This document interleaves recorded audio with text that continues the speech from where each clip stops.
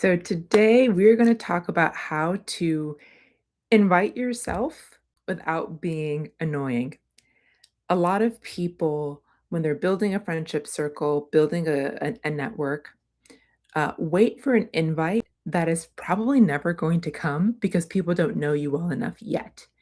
Part of putting yourself out there is making it clear that you would like to join a social activity, that you'd like to get to know this group better, that you would like to be part of this community in some way.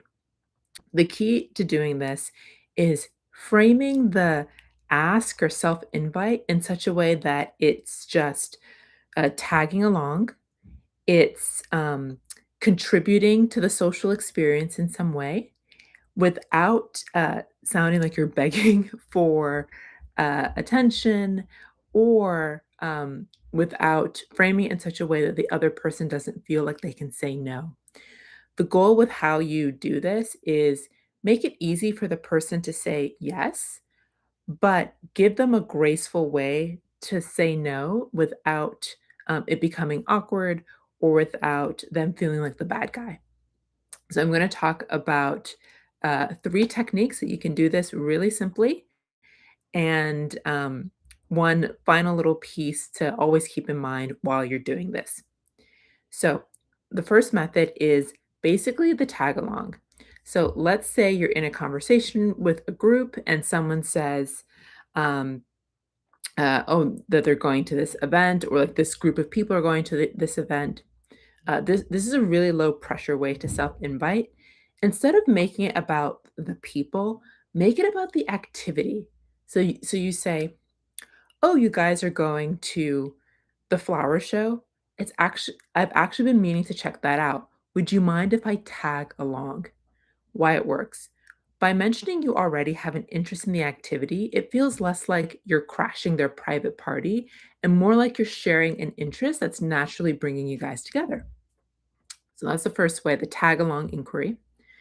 The second way is instead of just asking to come, offer a specific contribution that would make their event even better.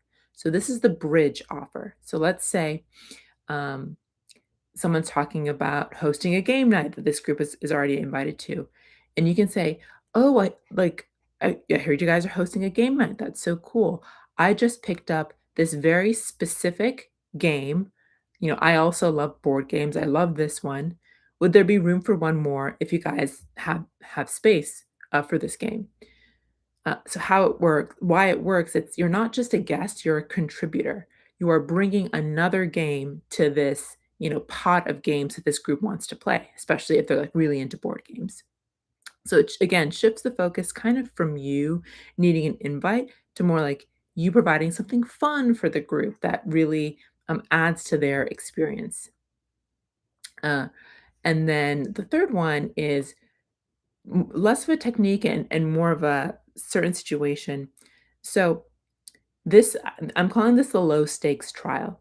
So if you aren't sure if you're invited to a regular thing, so like let's say they have a weekly trivia night or a weekly pickleball game, ask to join for just a portion of it. So you say, "Oh, I've heard your pickleball tournaments are legendary. Mind if I drop by for an hour or two tonight to see if I can help out or to see just to like check out how the players do?" So, why this works by saying, "Oh, just for a round or two, just for a couple hours," you're signaling that you aren't going to be like a social um, uh, member that has to stay throughout the entire event and is going to show up regularly. That forces them to think like, "Oh, do I know this person or do I like this person well enough to invite them to this regular, really fun thing that I do with my close circle of friends?" It's like, "Oh, this friendly person wants to stop by for a couple of hours." So that's a lot easier to say yes to. Um, and with this second piece of, mind if I drop by for an hour or two to see if I can help out, they can just say, "Oh, thanks so much. We have everything covered. We don't, need extra help."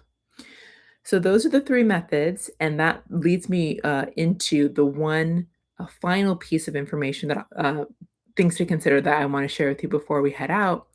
Always give them an out clause. This is really important. So The number one reason self-invites feel annoying is when the other person feels like they can't say no without, being mean or without, making things uncomfortable.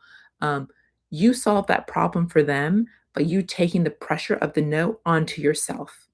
So you say something like, and then use any of the techniques I just mentioned, but you can say, "Hey, you guys are doing X activity later. I'd love to join if there's space or if it's open, but no worries at all if it's just for close friends.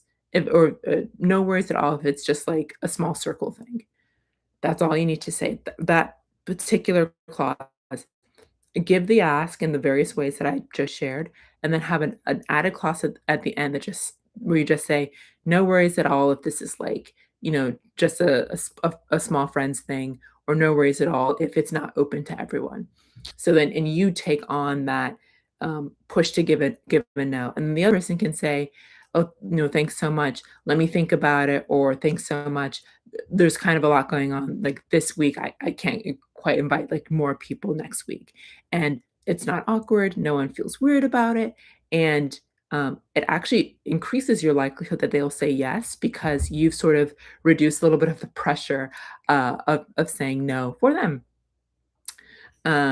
So those are the 3 methods, or the 3 techniques that you can sort of self-invite yourself to events with that added very important pillar of the, get out of jail free clause, of saying, "No worries if, this isn't open to everyone." You really do wanna make sure that people feel comfortable saying no if they need to.